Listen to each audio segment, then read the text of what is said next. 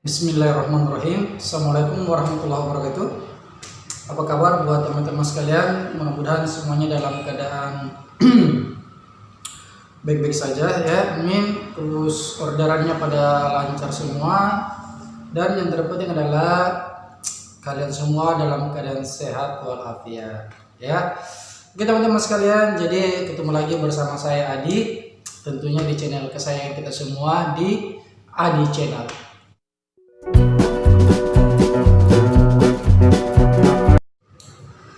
Oke, jadi teman-teman sekalian, pada hari ini saya akan coba sedikit berbagi atau share kepada kalian tentang bagaimana cara menghadapi customer yang komplain. Nah, karena ini saya juga sering mengalami hal seperti ini. Jadi saya selama dropship di Misho itu entah sudah, pokoknya saya pernah dari 90 orderan itu ada sampai sekitar 10 komplainan. Nah tentunya ya kita tahu sendirilah bagaimana kata-kata motivasi, bagaimana siraman rohani siraman rohani yang diberikan oleh customer kepada kita, dasar kata bla bla bla bla ya, pokoknya membuat kita seperti terasa sakit tapi tidak berdarah, luka yang tidak berdarah, pedis tapi bukan cabai ya. Itulah kata-kata motivasi dari customer yang komplain. Oke teman-teman sekalian, jadi bagaimana cara kita menghadapi customer yang komplain? Nah yang pertama yang harus kita pahami dalam pemikiran kita bahwasanya ini adalah sebuah kesalahpahaman. Ini poin pertama yang harus kita pahami agar kita tidak sakit hati, tapi sebaliknya kita semakin bijak, semakin dewasa dalam menanggapi setiap ocehan dari customer. Jadi pahami dulu bahwa ini adalah sebuah kesalahpahaman. Kenapa saya bilang sebuah kesalahpahaman? Perhatikan, customer pada saat membeli itu dia membeli kepada kita. Jadi seperti ini, tidak usahlah katakan customer, anggaplah kita saja, atau kita berusaha menempatkan posisi kita di posisi customer. Jadi suatu hari kita buka beranda Facebook, kita buka marketplace, terus kita melihat ada produk yang bagus, misal sepatu, sepatunya bagus. Terus kita chat sellernya, apakah masih ada? Adakah? Harganya berapa? Sekian, sekian. Nah, ternyata harganya mahal. Menurut kita, standar kita, ternyata harganya mahal. Tapi saya suka, akhirnya saya beli. Nah, mungkin customer terus akhirnya saya beli. Mungkin customer yang mau beli ini mungkin uangnya dia tabung-tabung sekian hari, uangnya dia tabung-tabung sekian lama. Karena barangnya COD kan, sekitar 3-4 hari baru tiba di rumah supplier, di rumah customer. Nah, mungkin selama 4 hari itu dia tidak makan. Jadi uang yang seharusnya dia pakai beli makanan dia tabung. Pakai beli sepatu yang tadi. Nah, akhirnya sepatunya datang. Telepon dari kurir, "Mbak, Mas, nih ada paket COD. Harganya 150.000 sepatu." Oh iya, alhamdulillah, akhirnya paket saya datang. Tiba-tiba itu saya buka, wah, hancur men, paketnya hancur, beda jauh dari yang saya lihat di Facebook. Ini apa maksudnya ini? Sudah belinya mahal, kualitasnya hancur, cepat rusak. Iya, kalau kualitasnya cepat rusak. Kalau belum apa-apa barangnya sudah rusak. Saya pesan warna hitam yang datang warna kuning. Saya pesan nomor 38 yang datang nomor 40. Yang saya pesan itu barang bagus seperti ini. Kenapa yang datang begini? Wajar dong kalau kita komplain. Nah sekarang kalau saya mau komplain, kira-kira saya komplain kepada siapa? Masa sama tetangga sebelah?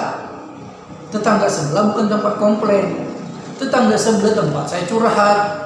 Weh bro, bu, jangan belanja di toko ini, kemarin saya beli di barangnya jelek, rusak.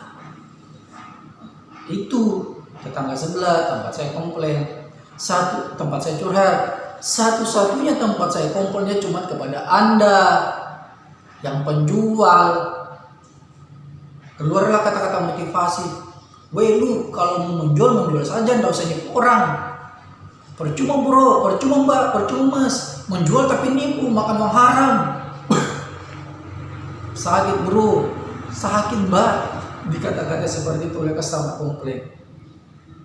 Padahal pada dasarnya kita sebagai seorang dropshipper itu tidak ada niatan sama sekali mau menipu customer. Jujur, kita seorang dropshipper itu tidak ada niat mau menipu customer. Tapi ternyata customer tertipu oleh supplier tentunya. Nah, jadi hal seperti inilah yang harus kita pahami. Jadi kalau customer marah dan mengeluarkan kata-kata kasar, saya rasa itu hal yang wajar. Kenapa? Karena setiap orang pasti kecewa kalau dia membeli produk yang bagus, yang mungkin uang yang dia pakai membeli produk itu uang yang dia kumpul-kumpul sekian hari, atau dia kumpul-kumpul sekian bulan untuk membeli ini, dan ternyata setelah dia beli dengan hasil perjuangannya produk yang dia terima itu tidak sesuai dengan apa yang dia pesan. Jadi wajar. Dan kita harus pahami juga, customer itu tidak pernah tahu bahwasanya kita ini seorang dropshipper. Kita mengambil dari supplier langsung, kita mengambil dari tangan pertama, kita dari tangan kedua, kita dari tangan kiri, kita dari tangan kanan, dari tangan atas, dari tangan bawah, dari tangan manapun. Customer tidak mau tahu dan tidak mau, pokoknya intinya dia tidak mau tahu hal seperti itu. Yang customer tahu, saya membeli sama kamu, kamu, dan kamu.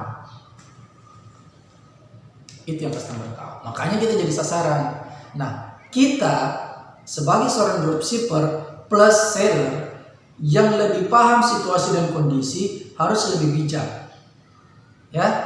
Jadi harus lebih bijak, harus lebih dewasa dalam menanggapi setiap kata-kata komplain dari customer. Jadi tidak usah baper, tidak usah marah, tidak usah kecewa, tidak usah sakit hati dan bla bla bla.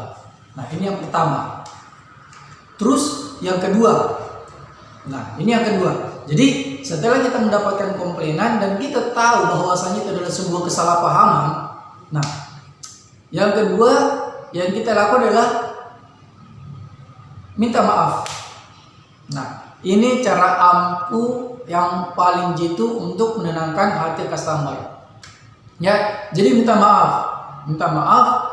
Terus minta maaf itu juga harus disesuaikan dengan apa ya?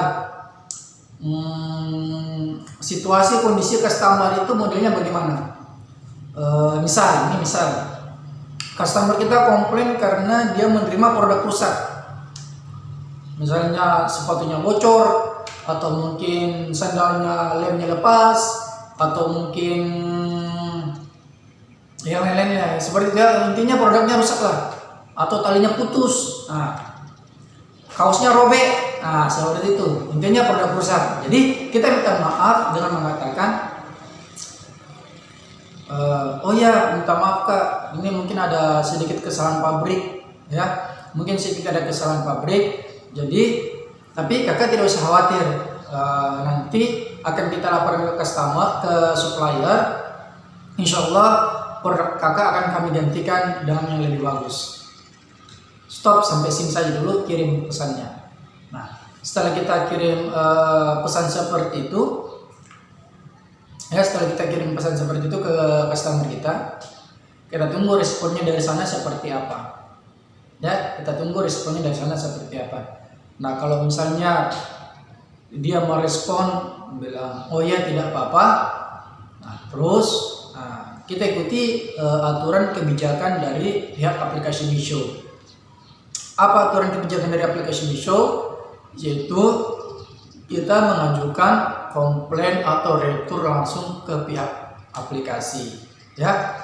Jadi kita beritahukan kita chat lagi ke customer, oh ya kak, ini sudah ada balasan dari supplier. Jadi katanya paket kakak bisa diretur ya, nanti uangnya bisa dibalikin lagi, uang kakak bisa dibalikin lagi 100%. Jadi kita ajukan penawaran retur untuk customer ya, kita ajukan penawaran retur untuk customer. Jadi produk customer kita retur kembali ke supplier. Nah terus ini langkah berikutnya ya. Jadi kita minta maaf, terus kita ajukan retur ke supplier. Nah, terus selanjutnya langkah selanjutnya yang tidak kalah penting adalah selalu menjadi orang yang aktif menanggapi setiap chat dari customer yang komplain. Ingat bro, ini sangat penting, sangat penting. Kenapa? Justru sebaliknya, customer akan semakin marah, customer akan semakin jengkel pada saat dia sudah mengajukan komplain, customer sudah ngechat kita, dia komplain kepada kita, tapi kita tidak ada respon sama sekali, atau mungkin bahkan respon kita sangat telat. Jadi ini yang semakin membuat orang semakin jengkel, semakin marah kepada kita. Jadi aktif kalau perlu fast respon dari setiap komplain customer. Karena semakin kita respon, customer akan semakin tenang. Tapi kalau kita cuek, waduh, itu 1 menit atau nggak usah 1 menit lah, mungkin jarak sekitar 10 detik itu bisa masuk sampai 100 karakter. Dengan satu chat itu ada sekitar 200 karakter, dan yang masuk sekitar 15 chat isinya motivasi yang menyakitkan hati. Kalau Anda slow respon, jadi setiap customer yang komplain itu harus aktif, balas chat mereka, sampaikan kepada mereka bahwasanya ini sebuah kesalahan pabrik dan akan kita perbaiki. Tapi dari pihak supplier sudah menerima keluhan dan produk kakak bisa diretur kembali ke supplier. Nah, nanti setelah kakak retur, uang kakak akan kami kembalikan 100%.